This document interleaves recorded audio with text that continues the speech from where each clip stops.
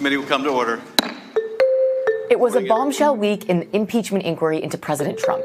Several witnesses gave detailed accounts of the Trump administration's policy toward Ukraine and how it was affected by the president's domestic political agenda. Piece by piece, Democrats tried to counter arguments that Republicans have been making since the inquiry began. First, they called witnesses who had firsthand knowledge of the president's July phone call with the Ukrainian president that prompted a whistleblower to come forward and ultimately led Democrats to launch the inquiry.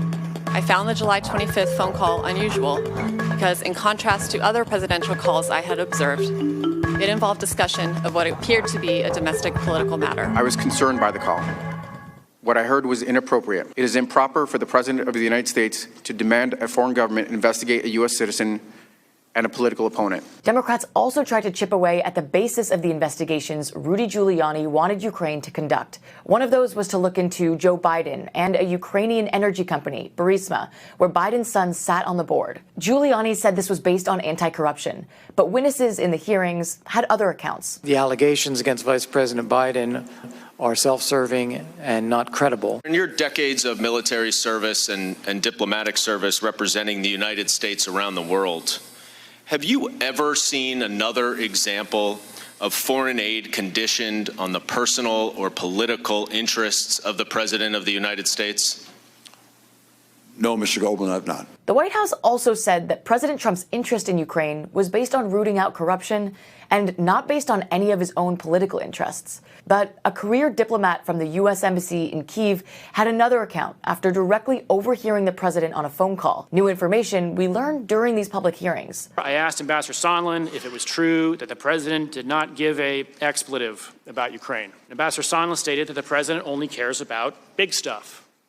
I noted there was big stuff going on in Ukraine, like a war with Russia. And Ambassador Sondland replied that he meant big stuff that benefits the president, like the Biden investigation. So you heard President Trump ask Ambassador Sondland, is he going to do the investigation? Yes, sir. The other investigation that Giuliani pushed was into the debunked claim that Ukraine interfered in the 2016 election.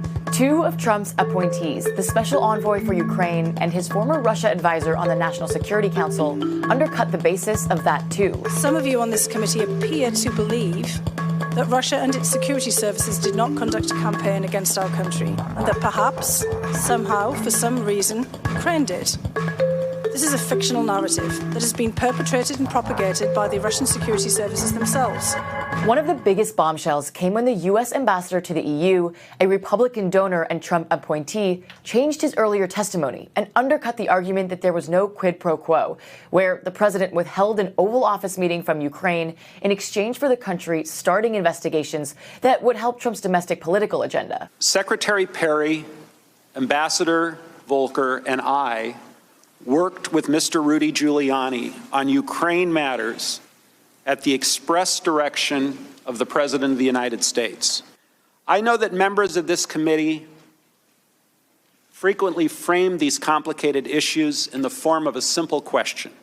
Was there a quid pro quo? As I testified previously, with regard to the requested White House call and the White House meeting, the answer is yes. Everyone was in the loop.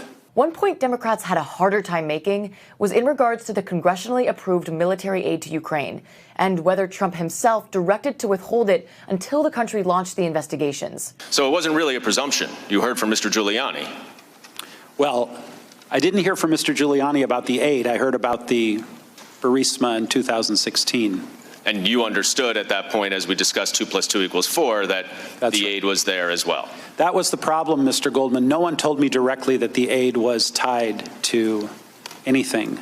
Republicans, on the other hand, tried to question the credibility of the process. Welcome to the 5th day of this circus. And hoped to distance the president from any of the individual witnesses. No one on this planet told you that President Trump was tying aid to investigations. Yes or no? Yes. So, you really have no testimony today that ties President Trump to a scheme to withhold aid from Ukraine in exchange for these investigations. Other than my own presumption. Which is nothing. Notably absent, there were several key players who kept coming up in testimonies who Democrats wanted to talk to. Maybe we should talk to Rudy, huh? Some of whom were subpoenaed, and others, as well as those who were subpoenaed, who refused to testify.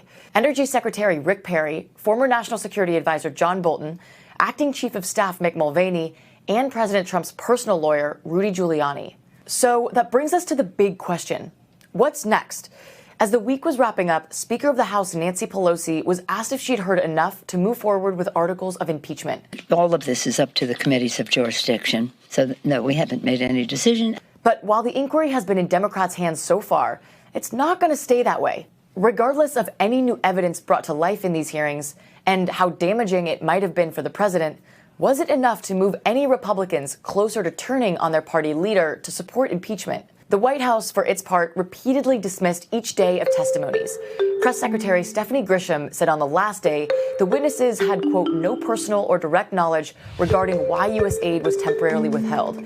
And, quote, the Democrats are clearly being motivated by a sick hatred for President Trump and their rabid desire to overturn the 2016 election.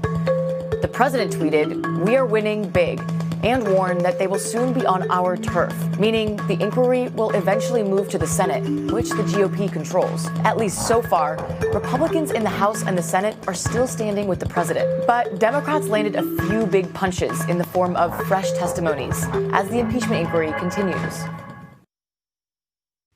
Hey, NBC News viewers, thanks for checking out our YouTube channel. Subscribe by clicking on that button down here. And click on any of the videos over here to watch the latest interviews, show highlights, and digital exclusives. Thanks for watching.